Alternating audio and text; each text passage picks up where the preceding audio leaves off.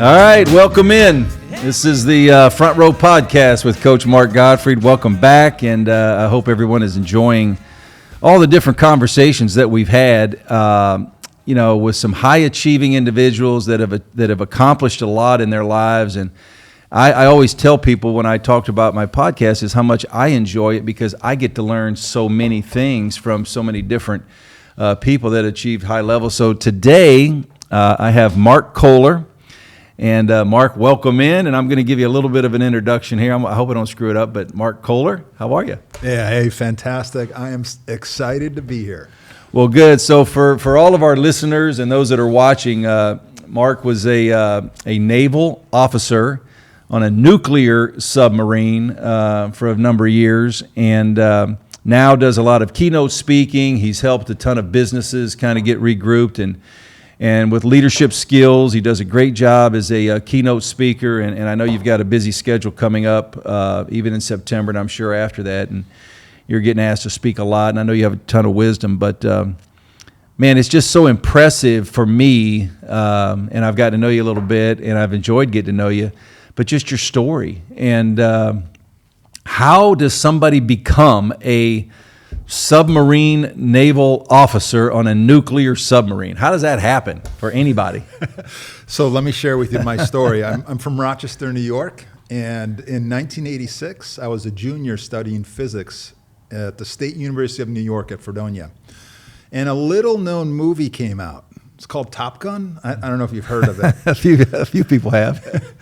Right, the greatest recruiting video. I saw it 4 times in 4 days. It encouraged me to go into the recruiting office in Buffalo, New York. Went through all the tests that day to become a jet fighter pilot. Sitting there at the end of the day, and the recruiter comes out and says, "You did fantastic on all the tests, but we have to have you take one over. You failed one of the tests." And so, Mark, I'm sitting there going like, they show you the horizon. They're like, "Hey, are you upside down? Are you tilted to the left? Or am I colorblind or whatever?" Your thigh bone is 3/8 of an inch too long to sit in a jet. Oh my goodness. Right. So, and people see video of this, and I'm sitting down next to you, but I'm 6'5". Uh-huh. So we retake the test, get it down to within 1/8 of an inch, and I get disqualified. Oh my goodness. Yeah. And so I have to tell you, I was leaving the recruiting office. I was crushed. At that time, I was 21 years old. I had visions of serving our country, taking off on aircraft carriers and landing on them. Had visions of like a motorbike with a hot chick on the back, and all of that was crushed, right? As I'm walking out of the recruiting station, I think the recruiter needed one more recruit. He's like, "What about SEAL team? What about helicopters? What about..." And I was like, no, no, no. And then he said, "What about the elite nuclear submarine force?"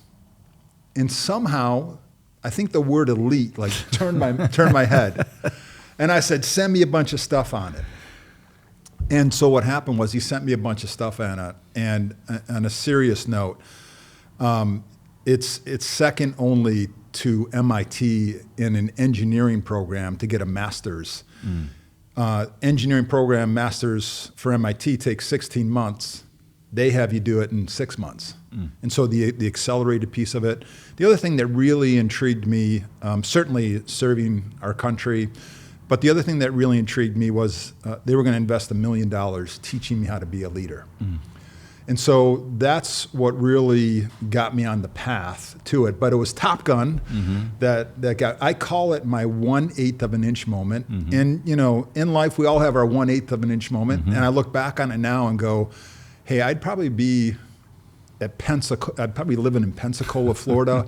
I wouldn't be married to my beautiful wife Heidi for 29 years. I wouldn't have the 3 daughters that I have. I wouldn't be making an impact in the world with fast attack leadership. So that is the story of how I got into the nuclear submarine force. That is so amazing. Let me ask you this one, because I'm always curious about this, and you and I have talked a little bit, and I have such great respect for all of our men and women who serve. And I have, I took 3 trips as part of the USO with a bunch of college basketball coaches, and I went to Iraq 3 times. And I'm on the base for 7 to 8 days in different bases in Iraq, and just the amount of kind of pride. It just, for me, I know, I hope people, have the same feeling and appreciation.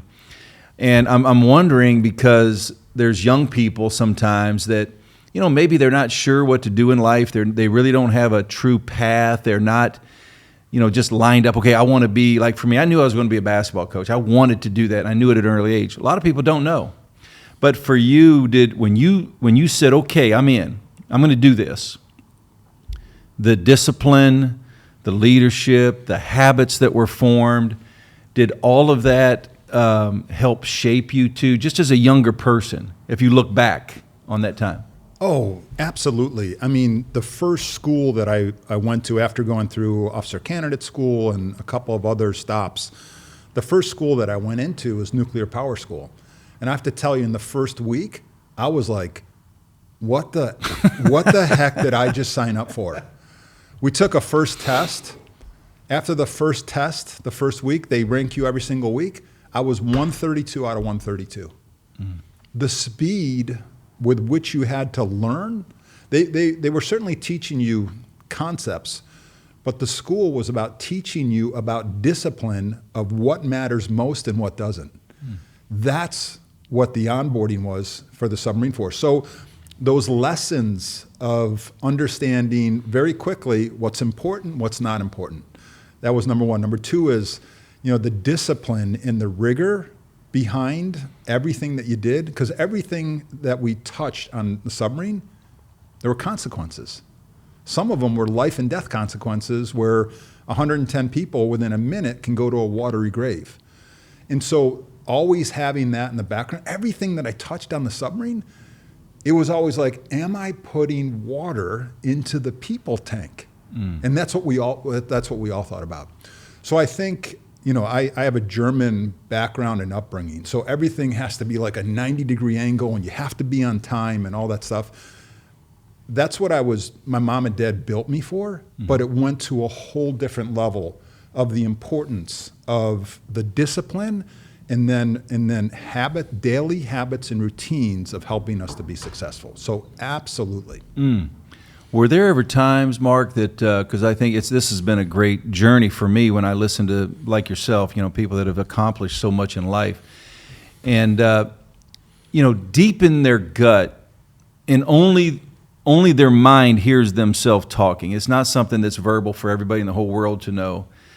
But sometimes when you face those difficult times, and I can imagine now, let me preface what I'm going to say. I went to the University of Alabama. I love my degree. I don't know if I knew where the nuclear department was on campus. I knew where the gym was and the weight room and the sorority houses. Outside of that, I was a little lost. So I didn't really find the nuclear facilities. But here you are, you dive in, and all of a sudden, this is a lot. This isn't easy. And from that point forward, were there ever moments where you kind of put your head on your pillow and in only your own voice saying, man, what did I get myself into? And maybe I need to quit. Maybe I need to do something else. Maybe this isn't for me. This is hard. Like, this is really hard. This is not a normal, easy thing for people to do. Yeah. We call it the pipeline. And throughout the entire pipeline, that didn't happen every day, but it was always this next step. And it was like, hey, can I reach the next step that's on that ladder? So as I was telling you, the first week in nuclear power school, I was like 132 out of 132. 6 months later, I clawed my way to 89 out of 132. I passed. And what I can share with you is that through challenge, we find what we have inside of us. I mean, it wasn't easy. It was top secret material, so I couldn't take it home. But I was there 6 o'clock in the morning. I didn't leave till 11:30 at night. And that was 7 days a week. But that's what I did to get through it. And when you get through that, you gain a confidence. And I think that becomes an anchor. That became an anchor for me, that anything else that came up was like, all right, you saw a challenge already in this. You were able to succeed. And it was through grit and perseverance and hard work. And so I think that was in like 50% of people drop out in that first class. And that's what they're trying to figure out is, are you going to grit through it? or, because it takes 2 years to get to a submarine before I even get to a submarine. And so we have a lot of people drop out. They want to make sure when you step on board that submarine, you certainly have some knowledge and experience, but you know how to learn at speed. That was the biggest thing I taught. So yes, there's a voice that's in your head, but I think there's a counter voice that's also that I used and said, hey, if I can get through nuclear power school, I can get through anything. Has there, in a different way to shape it, you and I've talked, I love the term, and I use it a lot when I speak, the GID mentality, get it done. And people have to figure out in life sometimes just how to get it done. It's real simple. And you obviously have that. Do you think that was just instilled in you from your parents, from your upbringing? Because what I've learned, even in talking to a lot of different amazing, successful people, there are different points in life where they feel like that began to become, like you said, you get confidence with accomplishments. But you have that. You have that get it done mentality. That's part of your core. It's like part of who you really are. And where do you think that came from? When you said get it done when we had a conversation a couple weeks ago, like that resonated so much with me. Mm-hmm. So that came from my mom and dad. And that came from their mom and dad. My dad was born in 1939. My mom was born in 1941. So that generation that went through that World War II, and their ability to learn grit. I mean, my dad was, I remember one day he goes, we said, hey, there's not a lot of food in our house. This is like 1976. And he said, what do you mean? And he takes out cornflakes and he pours orange juice in the cornflakes. And me and my sister are sitting there going like, what? But he came from a generation where it was like, you just made do with what you had. Yes. And what I can share with you is the greatest gift that my mom and dad gave me is that they ran a hairdressing business off the end of our house. And they did that to have the freedom that we were camping every weekend in the summer, and every weekend in the winter we were skiing. And I really loved that. But there were some times that I saw them go through some pretty big challenges. I mean, when a recession hits, people don't come and get their hair cut every week. Mm-hmm. They get it cut every month. That's right. And so they had a huge downshift. They had to shift and adjust. We all had to shift and adjust. And so I just think that came from my mom and dad. And when I look back on it, it really came from my grandparents and probably further up the generation in the tree. So definitely instilled there, and that was what allowed me to be successful. And the work ethic, Mark, there's a saying, I have a friend here in town we talk about all the time, and he says there's no more paper routes. And when he first told it to me, I had to sit for a second and think that, young people today, and you and I are similar age, but when we were younger, I had a paper route. I cut the grass. I did all those things. I think there's a generation, unfortunately, right now, and there's, cell phones and technology. There's so many different things happening, but I think we're losing that just a little bit. We're losing that. There's no more paper routes anymore. Yeah. And when you're good at a paper route, then you get promoted to another job, or you leave that one to go somewhere else. And that began to show me the work ethic you need in life. I'm sure probably with you when you were young, that work ethic. Yeah. Not being afraid to work. Yeah. When I was, my mom and dad, we lived in a town that was 17 people total. I mean, if you blinked driving through the dirt road in our town, and there were huge cornfields, and it was a beautiful upbringing. But guess what? I had chores that need to be done, and they need to be done, every single week. And I didn't get paid any money to do that. It was like, hey, we're taking you camping, we're taking you skiing, and that was like shoveling. And back then, like the snow would be like huge. So I think that started it. And then when I got my first job at Arby's. You were at Arby's? I was at Pizza Hut. My first one. Yeah, I was fry guy, right? I learned fry guy. And then they elevated me to the sandwich. But if I think about it, the next job I had was at Sears, and then a steakhouse. And when I think about all of this, from the time I was 16 years old, I was working at Arby's on the fry machine. It was only through grit and perseverance, and it was only through having a lot of people believe in me, and someone giving me a ladder to go and climb the ladder. From age 16 to fry guy to age 24, leading 110 men on missions critical to national security, driving $1 billion submarine, average age 23 years old. Like what a transformation. And what I always, and I came to this later in life, is that all of us are born with leadership inside of us, and it's not what we don't use, it's not what we don't have, it's what we don't use. Not what we don't have, it's what we don't use. And so through those experiences of the paper route and working at RVs and then climbing that ladder, it gave me opportunities to take the skills that my mom and dad had taught me, but then to put them into play. And I didn't do it exactly right, but then I was able to learn my own way. But transformation from RVs to nuclear submarine in 7 years, fantastic. Amazing. So I'm going to jump ahead now. So now we're in the nuclear submarine, United States Navy. And I would guess it's a little bit like being the head coach. You're in charge. The decision rests with you. There's so many things that, and a lot of people don't realize this when they watch sports or they watch somebody, they see he's in charge, and they don't understand everything underneath that. And I want to kind of pick your brain on a few things here. So when you're 400 feet below the water in the ocean, in close to enemy territory, I'm sure there's submarines in there, and you're hearing the pings, and they're out there, and that's just being a part of it.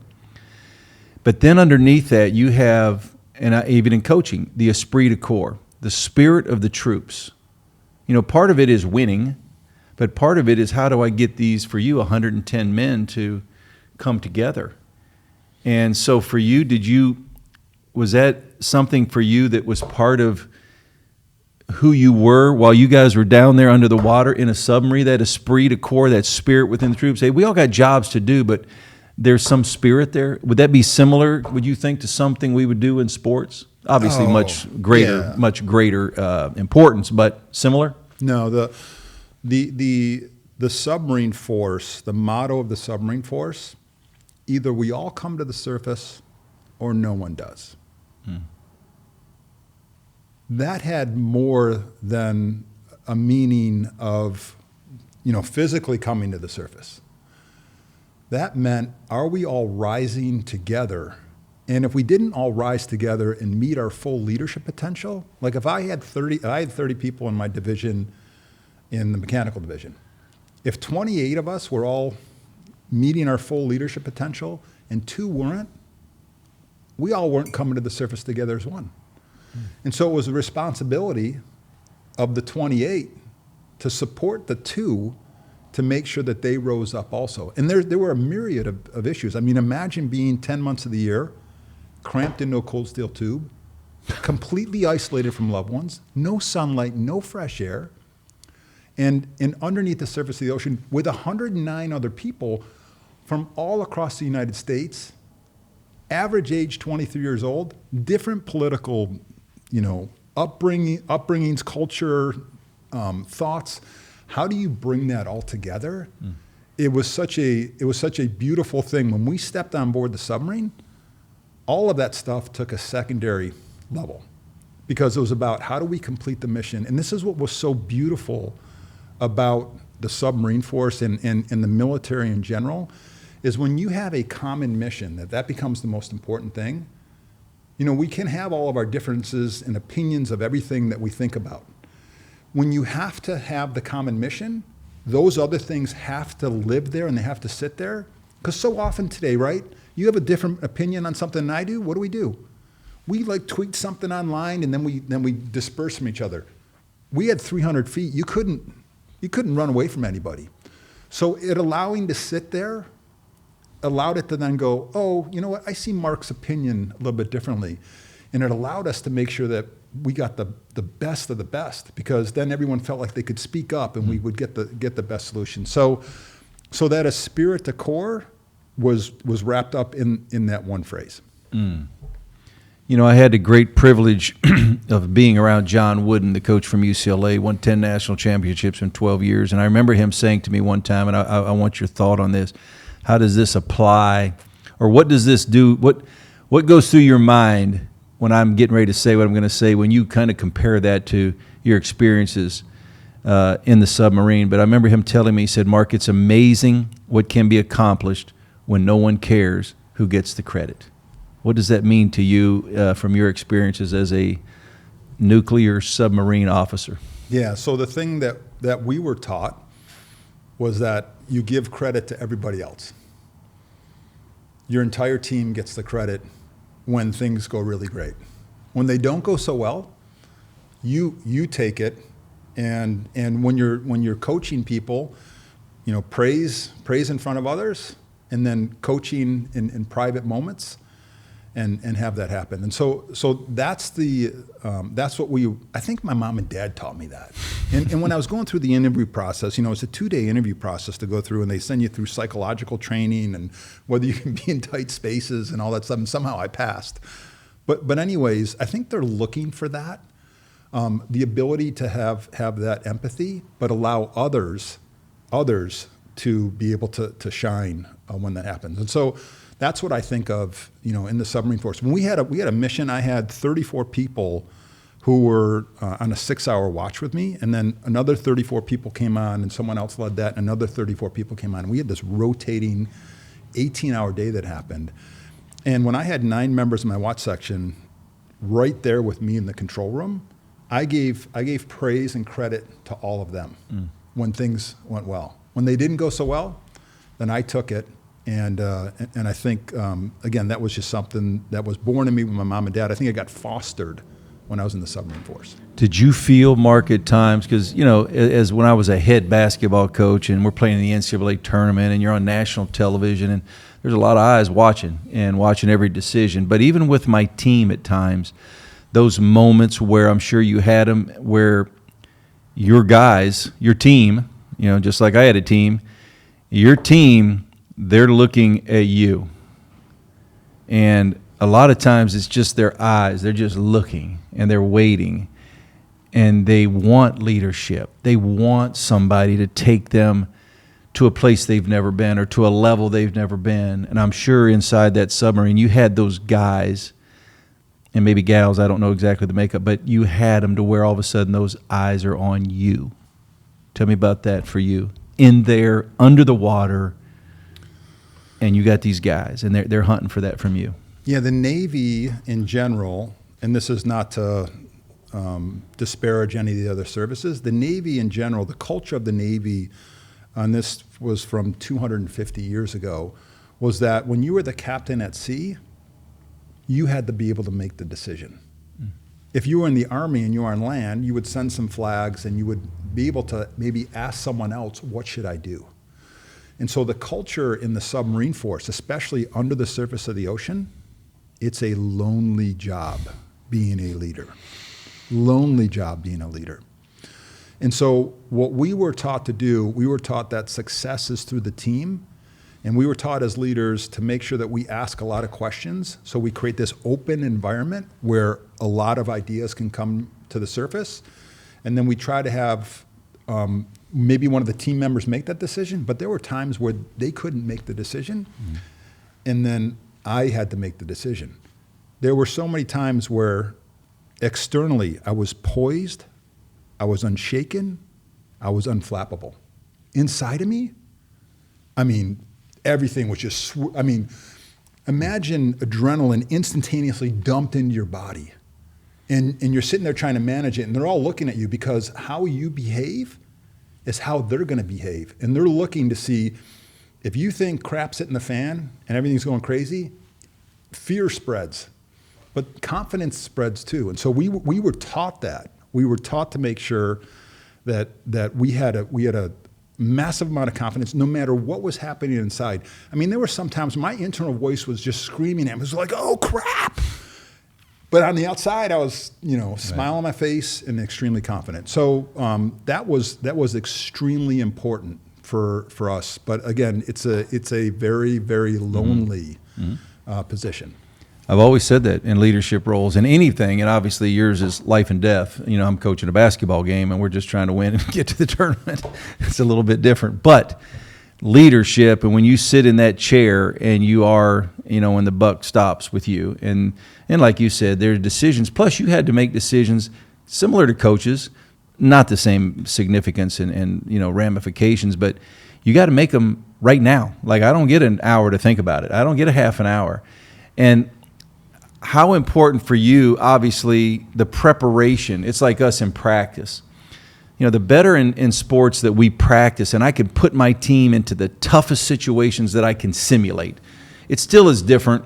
National television, full arena, everybody's in the crowd, and you got to execute this, play or offense, defense, whatever we've worked on. But the preparation then leads to your ability, or mine as a head coach, that I can make a decision quicker with poise. Because, again, like you mentioned, you having poise changes the game for everybody with you. So for leaders, and I know you speak all over the country and the world, but talk about just leadership having poise and how important that is. Yeah. So I would share with you that we trained 98% of the time. 98% of the time that we were out, we were training, and then 2% of the time, it was just like through the roof. Now, this is what I can share with you. We trained on everything, but fire in the submarine, we trained every single day. So you'd be sleeping, the alarm would go off, and you didn't know whether it was real or not. Within 1 minute, the entire compartment can be filled with smoke. So you better get up, because you need to go find a mask, and then you need to hook into a system that goes throughout the entire submarine. The commanding officer, top person on the submarine, and the executive officer, like a chief operating officer, they had a timer. And you needed to make sure that you got either a hose, and we didn't actually hose it, or something on it within 90 seconds. That was it. If you didn't, we put it all away. If we did 92 seconds, put it all away. Guess what happened 8 minutes later? Doing it again. Ding, ding, ding. So preparation was key, so that it became second nature. And that just gives you an idea of some of the training that we did. And think about training with enemy submarines and the things that we would do every single day. I can't share a lot of that stuff, but think about other things that we trained all the time, so that when it happened, it became second nature. Number two is, because we've already gone through it, we can go, hey, I've done this before with my team. So that was to have poise with the team.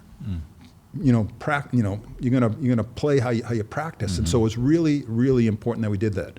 One second thing that allowed us to have tremendous poise is we had this unbelievable will that we were always going to make it to the surface.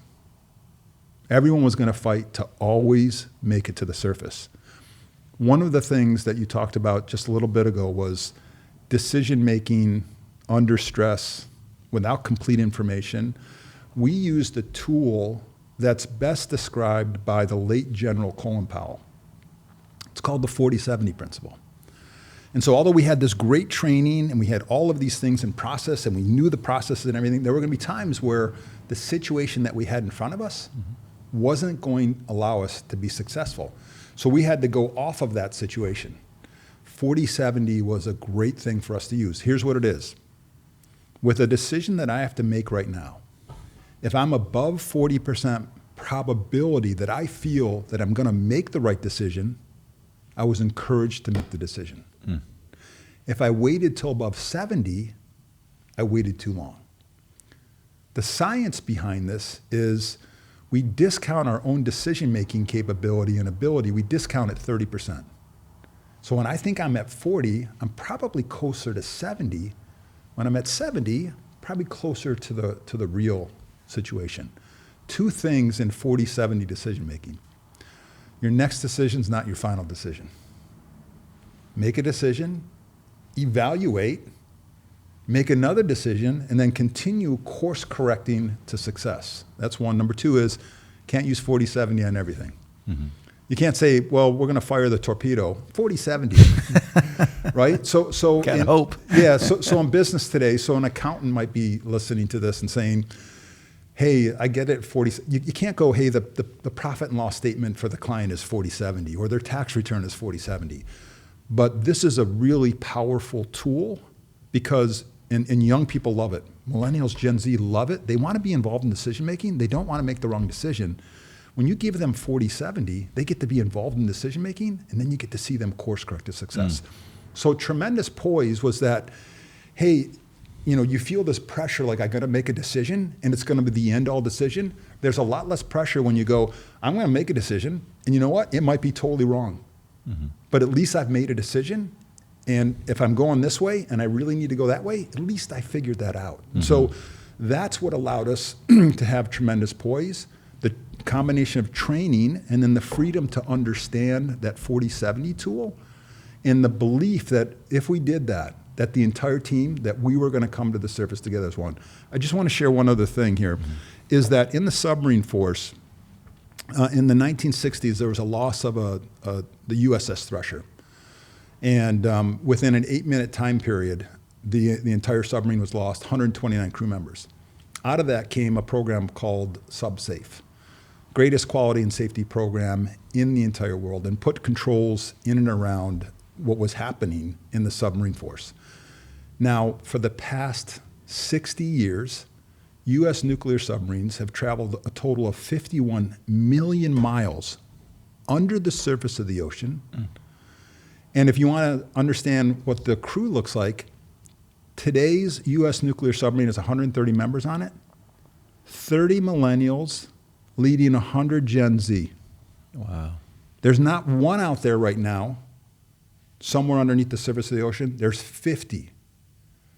So this framework that I was exposed to, tremendous training and support, with the ability then to be adaptable and shift and adjust on the fly, it's such a powerful thing. But it's that mindset to go, hey, we got to train.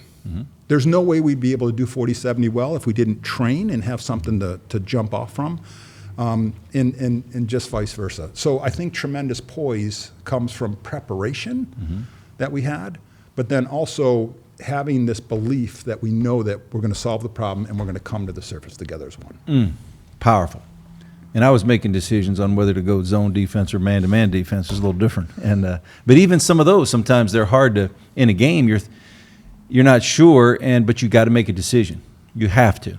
And like you said, then you can even learn from your decision and say, okay, that was the right one, or maybe that wasn't, and I got to adjust again. I have to make another adjustment. Yeah, and I'm sure you had times when you were seeing the game from a certain perspective, and I'm sure where the team came off the court and said, Coach, I think maybe we should shift. And you go, well, hey, something's not working. Let's give it a shot. And you probably showed them that, hey, Coach is willing to listen. Doesn't mean you can't change back. Right. If it's not the right decision, then don't do it. But I think that's the same thing. Yeah. Talk about you got all these young people, and obviously, like we're all human beings. Everybody's different. It's like a team.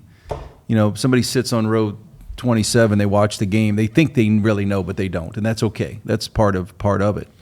Nobody knows your team more than the coach does. Nobody does, and the players and the individuals. So here you've got a group of people, and some of them may be high achievers that are they're gonna every time they have a task, it's fabulous. And then you might have another one that I got to kind of pull him along just a little bit, or I got to wake him up, or I got to get him going. So you have different personalities, like in anything, in any business, in any organization. You've got the spectrum, usually, of people that achieve differently or work differently. And I know they went through a lot of training to get to the point where they're in the submarine. So you're not just taking a guy off the street. Yep. But did you have to deal with some of those as well? The individual, this guy's fighting with that guy over here. He, maybe not fighting, but you know what I'm saying? There's just part of it. Did you deal with some of that as well when you're under the water? Yeah. So imagine, being, 23 years old, and then having this experience. And I look back on my 23-year-old self, and I was like, you were an idiot back then. Like you were easily swayed by different things. You were more emotional and everything. So we certainly had those, I would say, like conflicts that came up. But what was really important that we did is that we deeply knew each other. And if you made it to the submarine, we all went through a gauntlet together. And so we had this bond of that together. The other thing is the American flag was for all 50 states.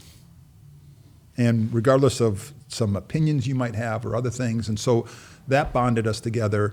But imagine being on a watch for 6 hours, and imagine going through some training together and you're building bonds of trust, but then imagine having a lot of dead time. I mean, we're traveling towards where our next mission is going to be. And I get to talk to Petty Officer, Smith. And he's like, yeah, my wife is expecting and I'm not going to be able to see the birth of my daughter, And you go, hey, Petty Officer Smith is a fantastic person as it relates to the nuclear, but he's a human too. Mm-hmm. And so there are times where this would happen and we would just have to pick each other up. And so there were times we had the superstars, and the best way that we helped everybody else come together is we recognized those superstars in front of everybody else. Mm. We didn't say, hey, you missed 14 shots. We just said, hey, you were doing fantastic because these are the things that you are doing that are helping you to be able to do that. And then the other person looks at it and goes like, hey, I want to be praised too. Mm-hmm. But I have to tell you, there were so many things. I was the communications officer on board, and we would get these little 50-word grams. We got 6 of them in a 6-month period. Now we would stick our antenna up, and you never wanted to stick your antenna up too long above the ocean because there's all these, when you're close in on a coast, there's all these radars that are trying to detect you. So we would stick it up. We would try to download as many of those family grams as possible. Mm.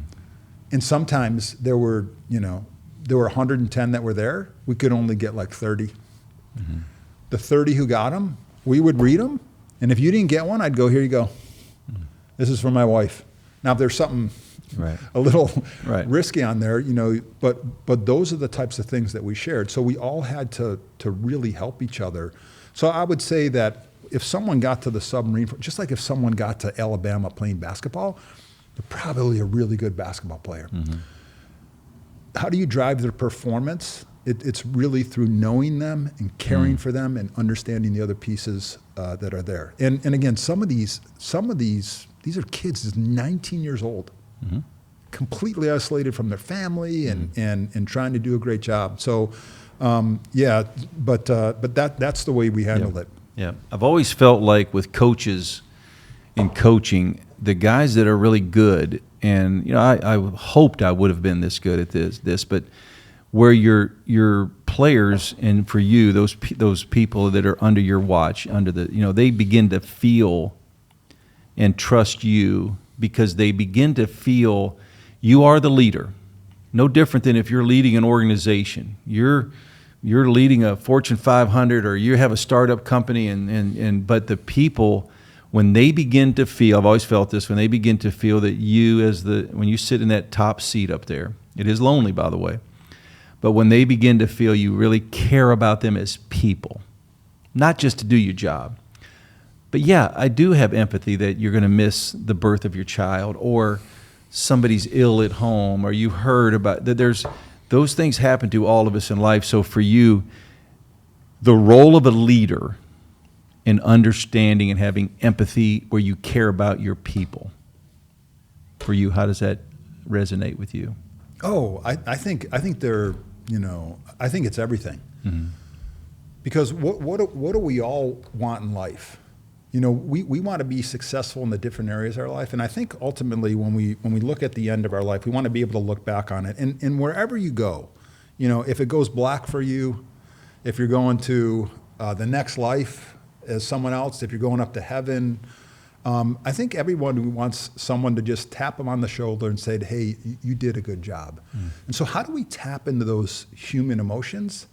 Because you know this, you've had probably superstar basketball players who, but didn't care about anybody. And the negative impact that they have on the team is just amazing. It was the same in the submarine force. And so the ability to understand who the human being is, and look at, we had 6 members in the watch section sitting in the back running a nuclear power plant, and there was one guy from Alabama, and he cared about, country music. And there was another person from Seattle, and they cared about punk music. And so how did you get to know all of these different things, and how did you get to care for them? And word travels really fast. There was one time where there was a gentleman on board our submarine, and he said, "Hey, I'd really like to try to stay in to see the birth of my daughter." I made changes to the entire watch section to support it, and then up above, they came and they said no. Now, when I went back to them, I didn't say, "Hey, they said no." I said, "Hey, we can't support that." But guess what he knew? He knew I tried. And that spread amazingly. That, hey, look, Mr. Koehler's asking a lot of me, but he also cares about the other aspects of my life. And I have to be frank with you, I was single at the time. When someone came to me and said, "Hey, I'm going to miss the birth of my daughter," I was sitting there, trying to mentalize that and go like, how would I feel? And literally I was like, I don't think I can do that. And frankly, that's why, after 5 missions at sea, and I left the Navy because of that piece. I don't think I could do it. So I think understanding who each person is and what makes them tick, and just understanding those little things. Like, we all knew who your favorite football team was. And so when we got the little thing that came in that said the Kansas City Chiefs beat the Buffalo Bills, I mean, there was like, we were going at it, We knew exactly what was going to happen. So it's making sure as a leader, look, it's important to expect a lot from people, but get to know your people was absolutely critical in the submarine force. I am still very, very close to many people on the submarine, and it was through those shared experiences that we had. And I love getting texts, emails, phone calls. Yeah, and it's the best. It's like that was 30 years ago, and it's like we're still sitting there 600 feet below the surface of the ocean. Well, you have a bond, you have a commonality that they may never have with anybody else in any other walk of life. And so I've listened and I've watched a lot of the clips, and when you speak, and you just do an amazing job, and companies are bringing you in all over the place, and to talk to corporations and their teams and leadership. And another thing that I think is, and I look back on my career coaching is, and I build it into when I speak as well, is the grit, the integrity, and the desire, kind of an acronym for get it done, the GID mentality, but grit, integrity, desire, but the integrity part. And when I talk, Mark, I'm very vulnerable, and there are times where I feel like, my moral compass was a little bit broken, or was broken. And it happens in life. You make a decision, you're stuck in those decisions. But for you, as you speak and you talk to people, and you have this amazing credibility with what you've done in your life, the integrity piece for a leader, and doing the right thing, making a tough decision when it's really your back's against the wall, and you got to still be able to make it. And there have been times in my life where I've drifted into the gray, and it cost me. Sure. It cost me. And you learn from those. But the integrity piece of leadership for you, like, what does that mean to you? Yeah, so there's a great quote by Roy Disney: "When your values are clear, your decisions are easy." When your values are clear, your decisions are easy. And so there are so many experiences and challenges that we are faced with every single day, now more than ever. The world has sped up tremendously. If I was to create a book and say, hey, when this potentially happens to you, open up the chapter 4 and then follow the process, the book every single day, Mark, would be that thick. And I'd have to try to think of every situation. By the time you open the book, things would change. So what's really important is that we have a set of values that we can use as a compass, and we can go back to, because that's how everybody makes a decision. You make a decision based on some type of compass and some type of foundation. And so integrity is really absolute. And the thing about values is they're not subjective. So hey, we follow this for these amount of times, and then we don't do it here. And I think one of the things, look, there's, I've been pulled into the gray zone too. So I think there's some things that we got to really be cognizant of. One of them is when we do this in front of our teams and others, then they start going, hey, I can take those values and I can sort of bend and warp them a little bit. So this could potentially be like an infection. Then people just start going, well, Mark went 3 degrees. They go 4, someone else goes 5 and 6, and then so you're really, really far off. So I think, no one's perfect at decision making, and I think we got to give ourselves a lot of grace. But when we really drive into our values, when we can tell our people, hey, this is why we made this decision, and it's because of our values, and if one of the values is integrity, which it should be, I think people look at it and say, hey, I get that. And so it's really important that we try not to drift into those gray areas, because I think it can infect and go throughout the entire organization. I sat on John Wooden's couch at UCLA when he was retired in Tarzana, California, a little apartment. And I remember him looking right at me one day, just he and I, just the two of us. We're sitting there talking, and I'm asking him all kind of questions about life and all the things. And he looked right at me one time and said, Mark, never forget that the softest pillow in the world is a clear conscience. And the way he said it, and there were times I feel like where, I looking back, I said, man, did I let go of that one? I wanted that, because it's so true, especially in leadership roles. You're out speaking to leaders all over the country and all over the world, and obviously we're going to talk about hard work and grit, and we're going to talk about all these amazing qualities that you have to have. But I think somewhere there too, that the desire, even as a leader, even when there's profit to be made, man, if we just, I can get in the gray over here because it's going to land me way over here, and we're going to end up with this massive, win. But really, that clear conscience, it is the softest pillow in the world. Yeah, and I think, one of the things that we talk about with leaders is, because so many leaders have this feeling that, hey, every decision, when I get into a leadership role, like the way I was, brought up and where I was brought through, and you too, it was, hey, when you get in a leadership role, you have to feel that you have every single answer for every single question that comes to you. They broke that down for me in the submarine force, and that's why I became successful as a turnaround CEO, is that I didn't feel this burden that I had to know every single answer. And so if something would come up where I'd say, hey, I see this opportunity, but I'm conflicted with this, I would bring it to the team, and then the team would go, hey, you're right the way it's right now, but you know what? There's a slight adjustment that we can make. We won't make as much profit, but that'll keep our integrity. And then it was like, oh, I never thought of that. So being extremely transparent and having tremendous value in the team, helping to solve the problems and the change in the submarine force. And I believe this is for any company today. The companies that are going to win are the ones that make the most smart decisions the fastest.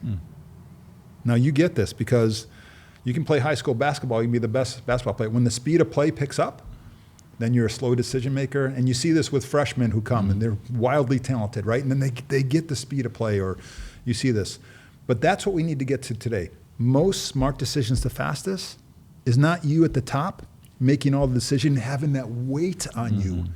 It's about bringing it to the team. And I think when you have situations like this where you see opportunity, how many opportunities are out there right now that are gray zone decisions where you go, but if you get the team together, you can go, hey, you know what?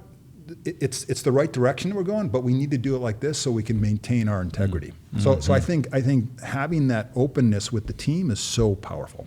As a leader, Mark, did you ever find yourself, because as a head basketball coach, and I'm coaching in the SEC and the ACC, and I'm going up, I'm 15 miles away from Duke in North Carolina, so I've got two giants that are in my neighborhood that I've got to conquer somehow, and they're good, and they're not taking a step back, either one of them.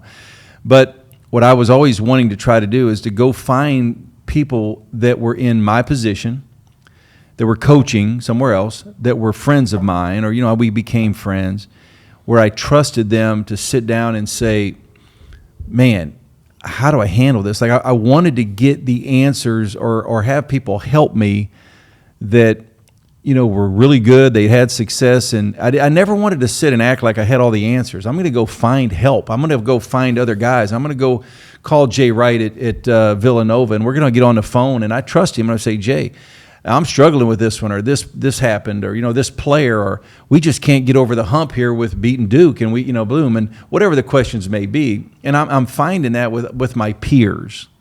Did you find that as a leader that was a valuable exercise for you? Oh, like absolutely. And I've seen some things, where like I grew up in Rochester, New York. So the closest team was Syracuse and Jim Boeheim. And I see things where like Mike Krzyzewski, from Duke, and they have this tremendous bond with each other. Now when they're playing each other, they're like, or when they're going after the same recruit, they're going head to head. Mm-hmm. But this ability to be able to then have those conversations, it's extremely powerful because we all have blind spots. And I think, giving without looking to have anything returned in receipt, I think that's such a powerful thing to do, because today you might come to me and say, hey, I'm really challenged with this. And look, I want to share it with you so you can have an impact. But there's going to be another time where the tables are going to get flipped. I don't know when it is. Maybe not in the next 6 months. It could be in 4 years from now. Mm-hmm. But I think it's a powerful exercise because one of the things we need to do as leaders is if I stop thinking that I've learned everything about leadership, I'm done. Yeah. So I think it's like searching out and seeing and other things, even people who we compete with. And it's having that respect. When you find someone who's like that has that respect, they have enough confidence in themselves. Like I think about Impact 11. Why is Josh Linkner and Ryan Estes and Seth Madison, who I compete with for keynote stages, why are they just sharing everything with me? The thing they know is that, hey, it's a huge world. We can all make a big impact, but they don't have to do that. But they feel comfortable enough in their own skin. So I think it's important for us as leaders. We had this in the Submarine Force. We had the officers who were there, and we always had a mentor that we could go to.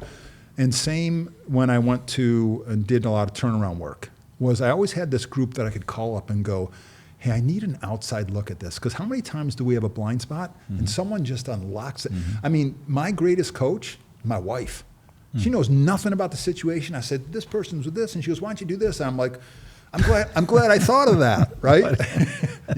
So I think it's great to seek wise counsel. Yeah, always it is.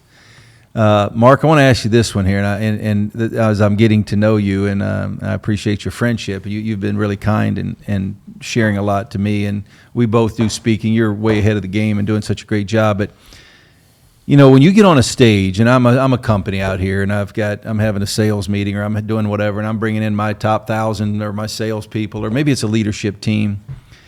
To me, obviously you're going to get paid, but it's really not even about the money, or it doesn't seem to be that way. I think the authenticity, it comes out in you all the time, in how you just want to share your knowledge. And so maybe the question is, as you get on stage and you're up there and you're talking and you got all eyes on you, and some of them might be falling asleep over there this after lunch or whatever, who knows, but you're on stage. And you obviously want to deliver these points, A, B, C, D. I want to make sure. But deep in your gut, what is it that you're really trying to accomplish when you're up there? Because I think that separates all of us from good to great. Yeah. I'm trying to serve. And Josh Linkner said this to me. And he said, hey, Mark, because I've seen you speak. And when you get up on stage, the lights aren't on you. You make sure that the lights are on the audience. So my goal when I'm up there is I'm thinking of someone who's in the audience. They're 26 years old. They've just been elevated from a person who's part of the department. They're leading the department now, and they're sitting there going like, "What the heck do I do?" And my goal is to give them one thing. One thing. Can they implement one thing that's going to help them on that journey? And that one thing, that might have taken me 18 years to learn and how to do it and how to refine it and how to make it really professional. I'm giving all of that to them in that hour. And so what I try to do is I try to take 35 years of experiences, not overwhelm them, simplify it for them so that when they leave that day and they go back to their company, they go, hey, I'm going to implement a fast attack version of our mission statement. Or I'm going to implement recognizing, doing one recognition a day. I mean, the simplicity of it all. And so I come from, when my mindset, when I come from a servant heart, I certainly want them to have a fantastic experience in the storytelling and everything. But my goal, and what I get the most joy out of, is we do a 30-day follow-up call. We just open it up. Say, hey, Mark's going to be online for 35 minutes. Anybody can come that saw him speak. And we have people come back. And the first thing I ask them, what do you implement? Oh, I'm recognizing someone once every day. I'm keeping a track of it. I mean, I feel like crying. Like that fills my soul because that person's now 26 years old. They're going to do that for the rest of their life. And so that's my mindset when I go up. Can I give the entire audience, and I have, there's 8 things that I share. Each one's going to take something a little bit different. Can I give something, one thing to every single one of them that they can implement immediately? That's my goal. Powerful. So powerful. Well, this has been amazing, and you and I could talk for hours. We could do this for 2 or 3 straight hours, but man, I just want to thank you for coming in, and thank you too, because you do have that authentic part of you that just wants to help other people, and I think that's probably why you were such a great leader, under the water. When you first mentioned it to me, 400 feet below the level of the ocean, I was like, good grief. But it's that authentic, I think, care that you have to share the things you've learned through your life, and I'm sure people are going to be impacted. So I just want to thank you, man. Thank you for making the drive, and this has been a lot of fun. And Mark, I think there are people, just like when you get on stage and speak, there are going to be people that are going to watch or listen, and they're going to be impacted just from our 45, 50 minutes right here. So thank you. That was awesome. Well, thanks for having me, and I had a fantastic time. Good. All right. Thank you. Marc Koehler.